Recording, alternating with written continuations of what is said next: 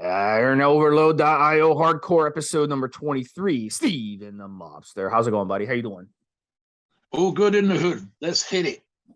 We are going to talk about Halotestin and Clenbuterol PreContest stacked. This is a fun one.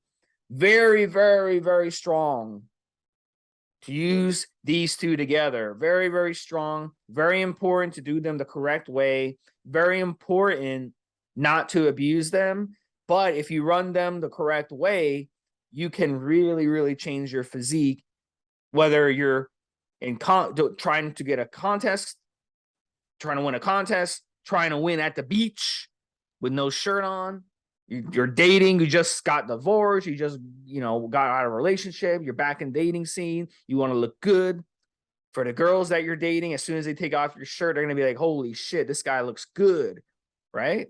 So this is the episode you want to listen to. We're going to show you how to run these two together. These are very, very serious compounds. So at the end of the day, why do people run Halo and Clen? It's to shred. It's to cut. It's to look ripped. All right. You see these guys in magazines. You see these guys on social media. You see these models. They advertise these supplements and all this stuff. And you're like, man, I'm already in decent shape, but man, I want to look like these guys. I want to be ripped. I want to have a 6-pack, 8-pack. I want to have washboard abs. So this stack is why guys want to use the stack right here. And it will blow you away if you run it crazy. So we're going to show you the dosages. We're going to show you how to stack them. We're going to show you the tips on this. And we're also going to show you the side effects to watch out for, because there are a lot of side effects, very, very dangerous side effects. So Mobster, what is your thought pre-contest? You used to be, you were, before you were a powerlifter, you were ripped, you were in shape. Oh, that's where true. You would run stuff. So it's hard to imagine now. way back in the day, guys, when I first started lifting, the stuff I could do with yoga positions, I had a split bicep, Steve, and I had at that time, for a very, very long time, doing absolutely nothing whatsoever, a 4-pack, pretty much 24/7, 365. I think I've told the story before, sitting on my mum's apartment balcony on a deck chair, chilling in the sun, and I think I had a pair of spandex shorts on, as we did back in the day, and a couple, 3 girls came through. I think I knew all 3 of them. And I lean onto the balcony when my arm's pressing down, so the triceps are popping.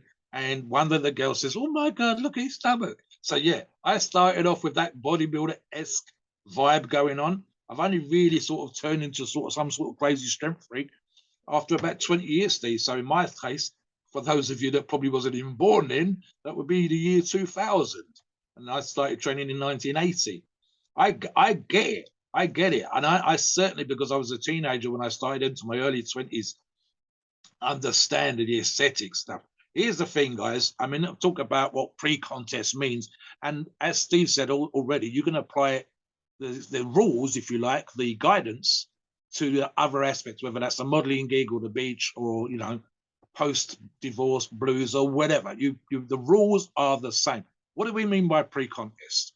For me, as a strength athlete, it differs. So I'm going to approach it from a bodybuilder's perspective.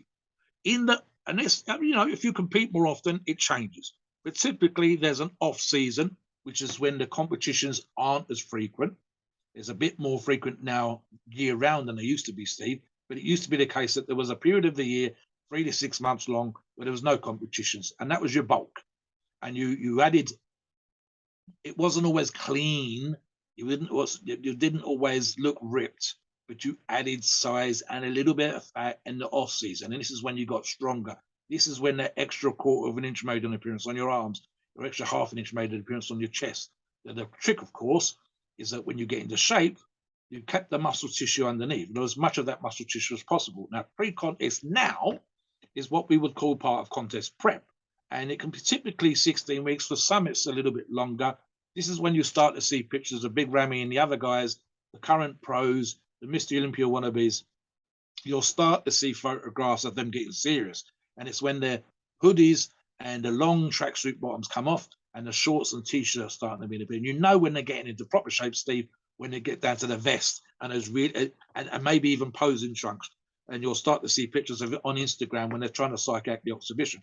Now it's normally 16 weeks. It's when you get serious with the diet, and when you get you should have already shaped and put the size on the muscle. It's when you start to sculpt a little bit, so there's a little bit of muscle shaping if you can, which is a lot. To be fair, Steve, it's mostly genetic, but it's especially when you're trying to retain as much of that pre-bulking season muscle and chiseling and removing the fat.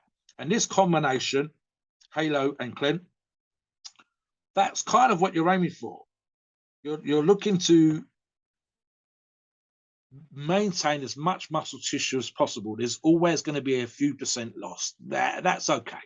Don't freak out over it.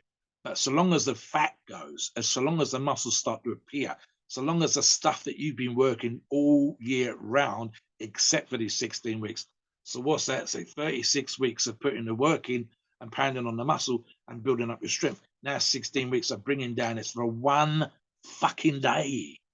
One day, guys. And this is the kind of the attitude I want you to have. And if you think about a competing bodybuilder, this is kind of how this stuff works. Steve, if you've ever been on stage, even me as a strength athlete, let's imagine I have trained for 50 something weeks. The actual competition is 6 fucking hours. Now, as a competing bodybuilder, if I was especially Mr. Olympia, it's 2 evenings, probably 6 hours again. I think it's like the pre-judging 3 to 4 hours, and you're really only going to be on stage for your class for 1 hour, and you're really only going to be in front of the judges for a few fucking minutes, even if they bring you out and compare you with other athletes. Guys, all year for essentially 15 or 20 minutes on stage in front of the judges, having your physique compared to the next guy. And then at the evening show, which is like 90 minutes, Steve, especially if it's one class like the Mr. Olympia. It's different if it's multiple classes, but if it's one class like the Mr. Olympia, it's kind of 90 minutes, 2 hours. But again, that work that you've done all fucking year is down to that tiny little period of time. And if you ask the top professional bodybuilder, I've seen them say this, Steve, it's literally can be a few minutes and you can fuck it up. So we don't want to fuck it up. We want you to train like motherfuckers.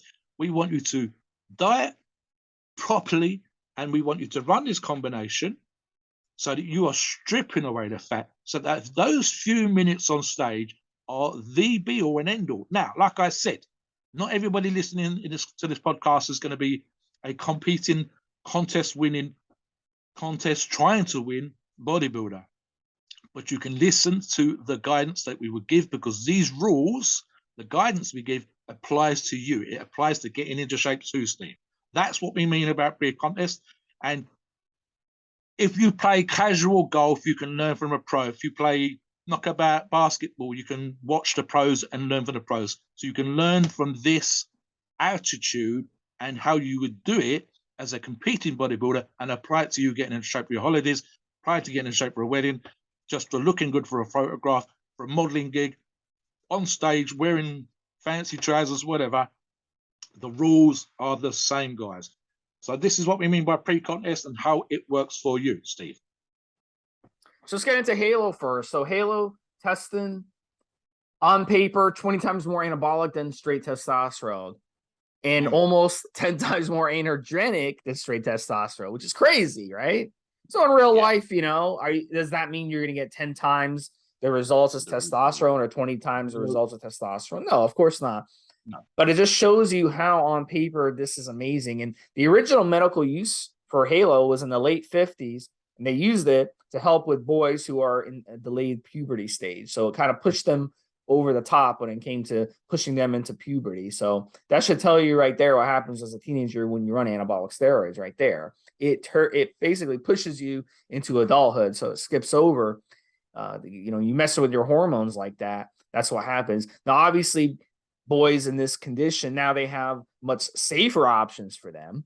But, you know, in the bodybuilding world, we take these types of medications, these types of hormones, and we use them for our benefits in the fitness industry. So Halo, the thing that Halo does, it increases your red blood cell count like crazy, which is what almost all anabolic steroids do. It does it very, very quickly, very fast acting.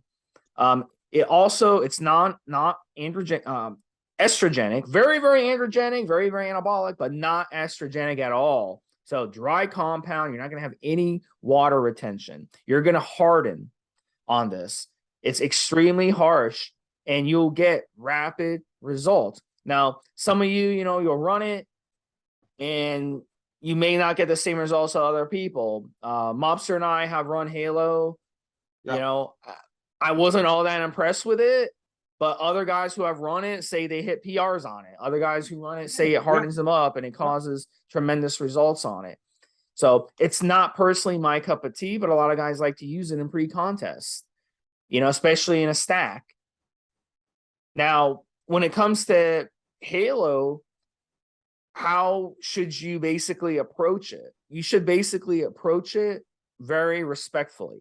So start out with a lower dose, work your way up. We'll get into stacking it in a second. Yes. I just want to kind of make sure that people understand with Halo, don't get too aggressive with it. I personally only ran it at 5 milligrams. I didn't run it that much higher. It's extremely toxic. So I was scared to run it much higher. I didn't want to have side effects. One of the side effects that a lot of guys have when you're using it is the fatigue, because you're running something very harsh on the body. It's going to stress your body a lot. It's going to cause a lot of issues in the body. It's going to give your body fatigue. So, but Halo overall, great for strength, great for hardening, great for mass vascularity. That's why guys love it. And we're going to talk about Clen in a second and talk to you about why guys like to use Clen with it so much. But Mobster, chime in on Halo. Give us your thoughts. A couple of thoughts here, Steve. And as Steve said, I tried it. And again, it's one of those things where I'm never keen on the idea of having you guys experiment. You shouldn't need to go from A to Z and trying out every steroid there is. And that's the reason for this podcast. You listen to them so you don't have to work your way down the alphabet in terms of every steroid just to find out what works. And what works for the majority of people, when we talk about this podcast, that's what we're basing it on, should apply to you. Now, of course, individual response does vary. And for me, I was looking for the androgen thing. Steve, was quite interesting. The more androgenic seems to be the more aggressive and the more aggression. And I also think that comes down to a little bit of irritability. And I don't mean void rage or anything like that, guys, because honestly, void rage has always been one of those, if you're a dick before, you're more of a dick on. But you were still a dick. And if you're chilled out, you're just ever so slightly more irritated, chilled out guy. And I think that's the situation. However, and again, personal for me was a low dose, I think 10 milligrams in my case, Steve, as a pre-workout to see if I got that slightly increased aggression, the kind of pre-workout focus that some people get from halotestin. I did not. So that's the open and honest stuff. A lot of time when you listen to this podcast and other places, they just recommend drugs they haven't tried, or they'll lie. They will out lie. They will say, oh, this is this, this is that, and this is the other. And then when you say, well, what about you? They'll say, oh, I didn't get that. Well, then you should mention that. We mention these things, though. So something else, Steve, and I mentioned this in a pre-show because we just recorded another podcast prior to this one when we talk about tiredness. And I want to touch on it very quickly, Steve, just for a minute.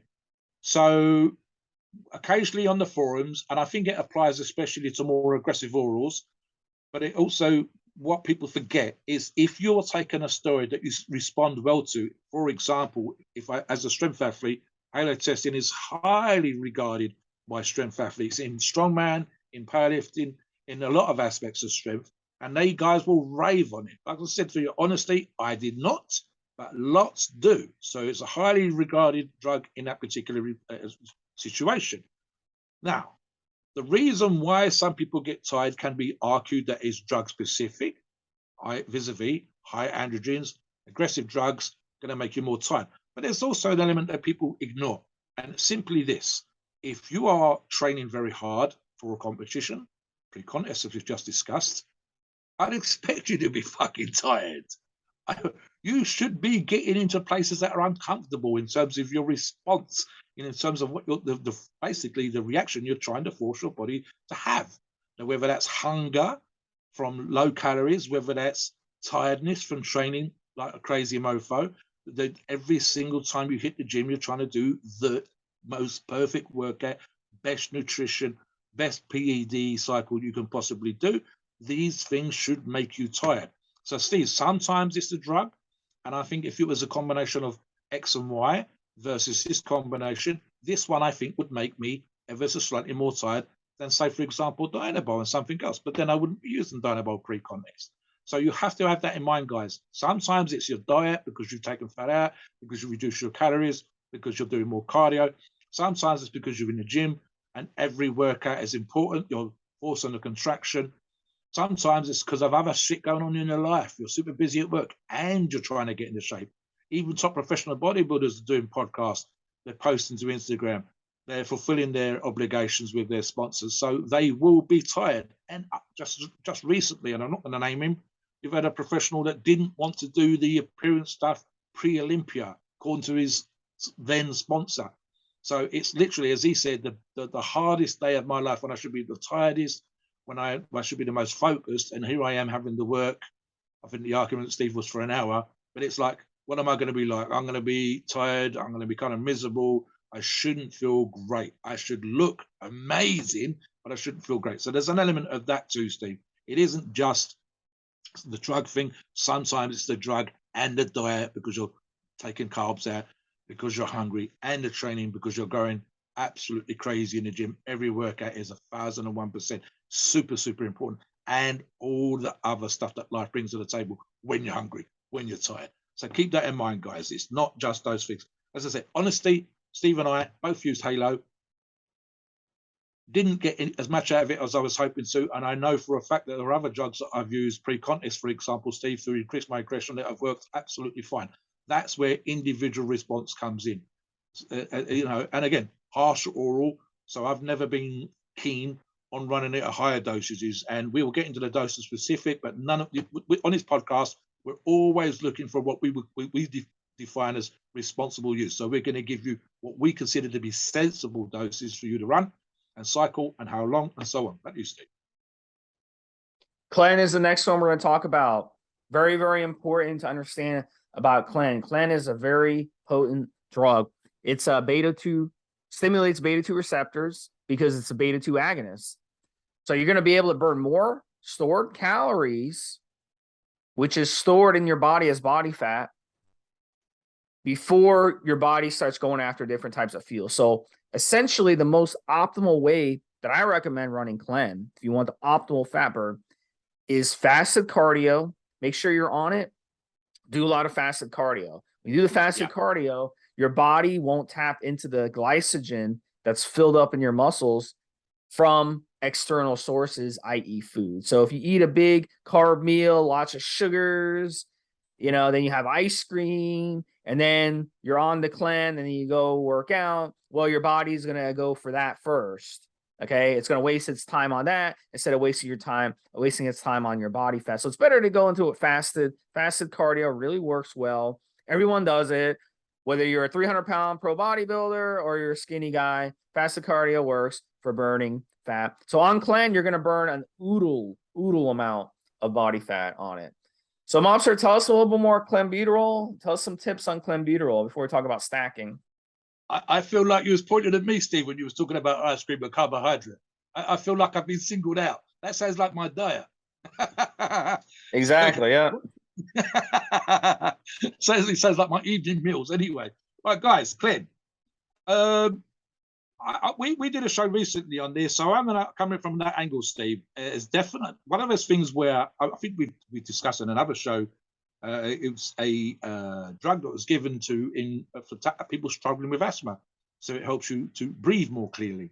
And funny enough, people don't think they're taking steroids when they're taking asthma drugs, but there they are, steroids, different kinds of steroids, but steroids, right there in their asthma medication. So in easy terms, Steve, it kind of relaxes the muscles and/or increases your ability to breathe better. And this is kind of how it works when it comes to burning fat. Oxidization, because you're breathing a little bit more clearly, a little bit more frequently, and at the same time, you're oxidizing fat, so you're using up energy. And of course, this is what we want here, guys. We're not looking to, take a carb meal and burn off the carbs. What we're looking at is to burn off stored body fat, and especially pre-contest. The only issue, and I've discussed this previously, Steve, is that there's an awful lot of people, and it kind of does work in that particular way, in that look, the perfect fat burning drug doesn't exist, because even in the case of Clen, where the argument becomes you can sit there on the sofa watching the TV and you'll burn more calories because of the Clen, it's true. The issue is, of course, that those particular individuals just aren't doing anything else. They're not eating cleanly, they're not training, they're not doing cardio. And in fact, I know Steve, because we've talked about this in a pre-show prior to another podcast, I know of individuals that were using Clen and or thyroid type drugs to make up for the fact that their diet was so shit. And as I just said in another show that we recorded, if top professional bodybuilders like Dexter Jackson can't get away with it, what makes you think you can? So guys, the way that any of this stuff's always going to work, and that includes Clen, is that even if Clen does help you burn more calories and in this situation more body fat, you still need to put in the work. Your diet still needs to be on point. Like I said, I know, because I've stood there and seen them in person, not as a witness, not because I was specifically involved, but people that were 6 weeks away from a holiday, 4 weeks away from a wedding, male and female, coming in and asking for and having Clen recommended to them. And I'm thinking, you've left it too late. You might drop an inch, you might drop 5 or 6 pounds, but you need to drop 15 or 20 pounds. And they hadn't put the work in and they hadn't dieted. It's not a miracle drug. And right now, as I say this podcast, a miracle drug where you can take it and drop 20 or 30 pounds of fat and not have any side effects doesn't exist. So Clen, especially in this particular way, Steve, the side effects, which we will get into, can make you feel uncomfortable. Any drug that's that stimulating, whether it's a steroid or a fat stripper, fat burner, growth hormone, or whatever, any specific peptide, any drug that has this strong enough an effect on you will have side effects, will essentially make you feel uncomfortable. If there was a steroid, and Trend's a great example here, Steve, where those that like it rave about it like it's the nectar of the gods, they will also admit that for a lot of users, it comes with side effects like the night sweats, the trend cough, the trensomnia, and so on and so forth. It has to, guys. You are literally forcing a response and reaction in your body. And Clen sometimes has that effect on a good number of the users. I would say it's probably like a third, maybe even close to 50% of users, where, Steve, they feel uncomfortable. But it's one of those things where if everything else is on point and you can kind of work with the fact that you're going to be uncomfortable, you know that it's coming, you've listened to this podcast, you accept that that's going to happen, and you work through it, and you keep focused, and your training, your diet stays on point, the end results will kind of say to you that it was worth the time and the trouble. What do you think, Steve? Well, at the end of the day, you know, this stack, if you run it correctly, you should get some really good results. So that's what we're going to kind of give you. Let's talk about stacking it. And with Clen, you want to make sure, you know, there's different ways to stack Clen. I think a good strategy with Clen is starting out 40 micrograms, working your way up every couple of days. You can raise this to about 20 micrograms. So you can go from 40 to 60, then go 80, then go 100, then go 120. Now, a lot of competitors, they'll push the envelope. They'll run it a lot more. I think that the key with Clen is you want to get to a point where you're starting to get side effects. And the side effects I'm talking about, you get jittery hands, you start getting, you know, sweats, you start feeling, you know, even walking to your mailbox and getting the mail, just light cardio, you start sweating like crazy, your heart rate starts racing.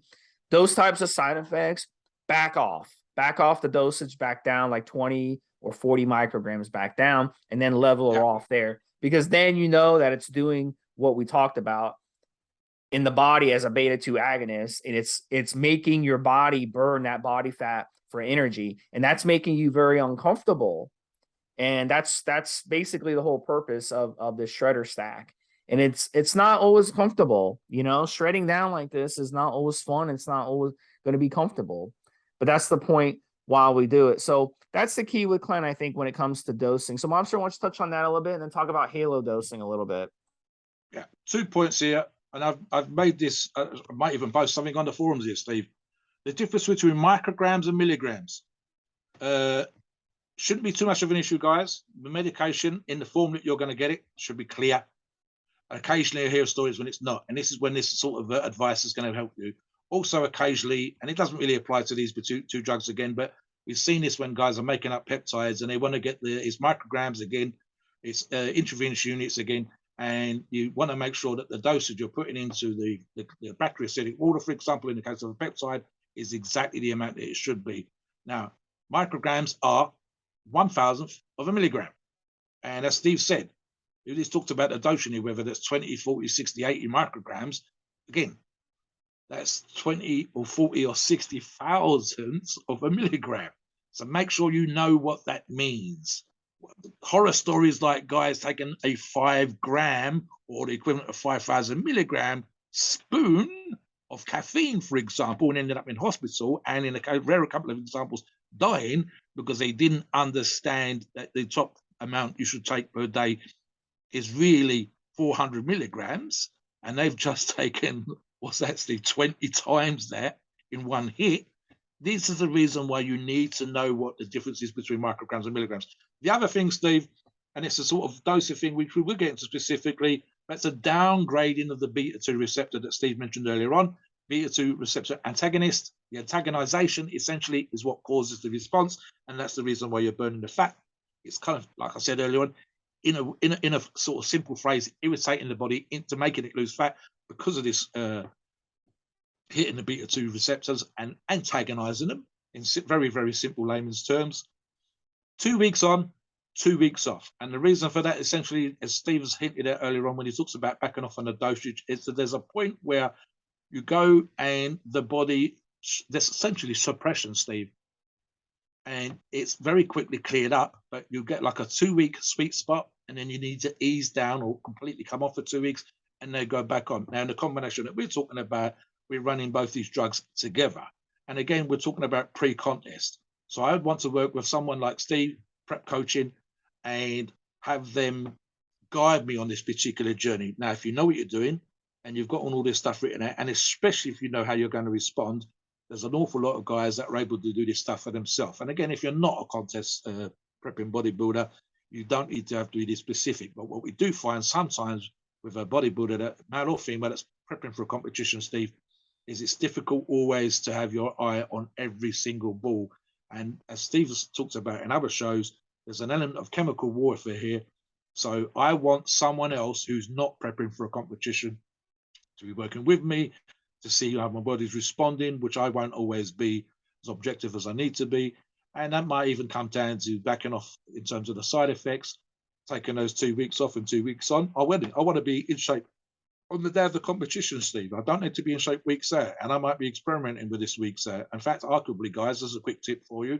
Sometimes in this particular regards, and especially if you're thinking of running a contest cycle, I will, if I've never used Clen, as an example, guys, to repeat myself, I might try it pre-contest just to see how I respond, just to see what the dosage is in terms of me having those side effects, and then knowing how it feels, knowing where it's going to be in the cycle when I actually do pre-contest and get into shape for a competition and appear on stage. So this is the occasion where, and I've only done this once or twice with other drugs, Steve. Most of my cycles have been around either a specific target for the year or for a competition. I've only ever run drugs not in competition or not with a specific target in mind, just to see in these very early days of me using steroids, just to see how I responded, just to see how well I coped and handled them. Again, this is the reason why you listen to this podcast. It's the reason why you'll work with a coach, because that person's knowledge and experience and these podcasts are to give you the information so that you can apply that to yourself without needing to experiment, or at least taking away most of that need to find out if you are someone who responds very, very well to it. So yeah, milligrams versus micrograms, make sure you know the difference. And Clem, especially 2 weeks on, 2 weeks off, because of the down regulation of the beta-2 receptors, and therefore you could stay on, but you wouldn't be getting the best out of it. So keep that in mind, guys. There's a tip. Back to you, Steve.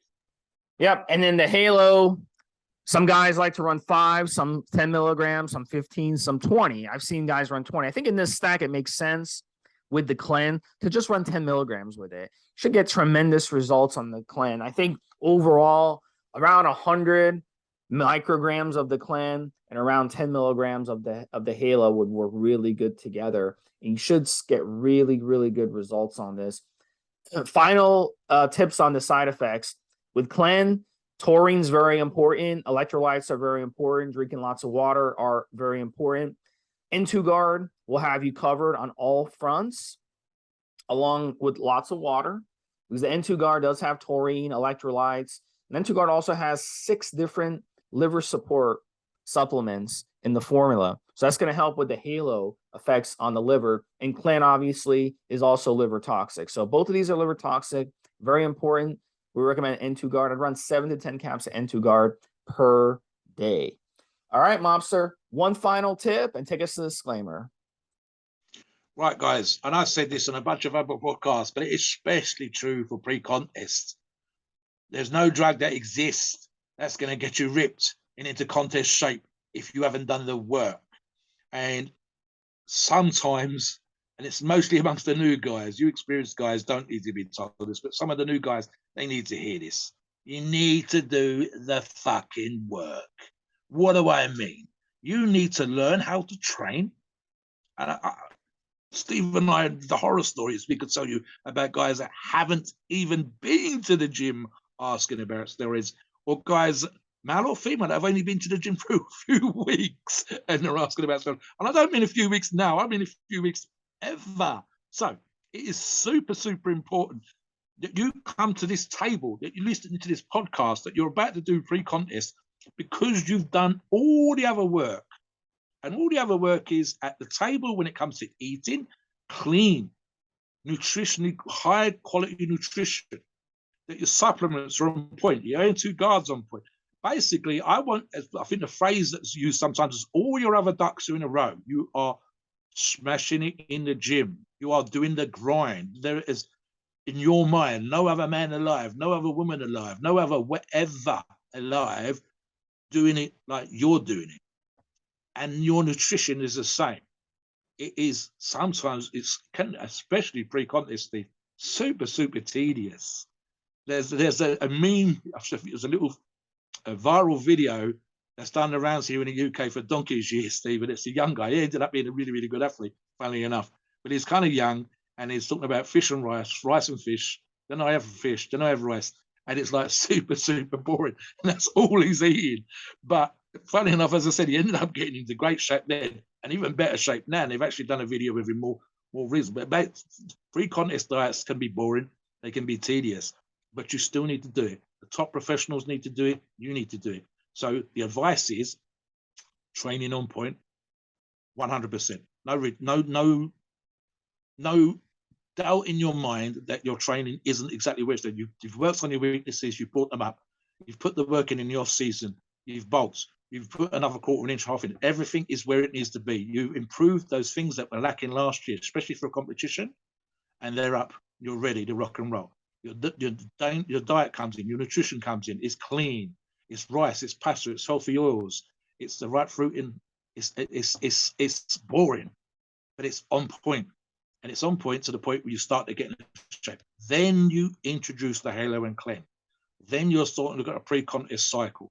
This is where you work with someone like Steve as a prep coach, so that the day, the minute, the hour, the second you are on stage, there's nothing in your mind that you couldn't have done to get ready. And that includes research by listening to this podcast. So we give you the real deal. We make sure that you know what you're supposed to be doing is there, that there's nothing missing, and then we give you the information for a cycle like this to give you those last little bits and pieces. We want you to look dry. We want you to look crazy. We want you up there on the top step, not the side step number 2, not the side step number 3 with the gold, not the silver, not the bronze. We want you winning. We want that pre-contest photograph and a post-contest photograph to look so, who the fuck, are these the same person? No. We want, and trust me, I've been in the winner's circle. I know how that feels. And it makes all the hard work disappear. It makes all those tired, aching bones, old man feeling, what the fuck was I thinking? Whose stupid idea was this shit? Go right out the window and puts a grin on your face and you're holding a buck trophy. It suddenly becomes the most expensive trophy you've got because you've worked and worked and worked. And then you introduce the halo and the clean and you just, the polish, the shine, the veneer, Steve, and it makes you done right with everything else into a winner. Super, super important. Get that in your mind. There's nothing else. Please note, we are not doctors and the opinions on these shows are ours and ours alone. It is our view and it's based on our experience and views on the topic. Our podcast for informational purposes and entertainment only. The freedom of speech and the First Amendment applies.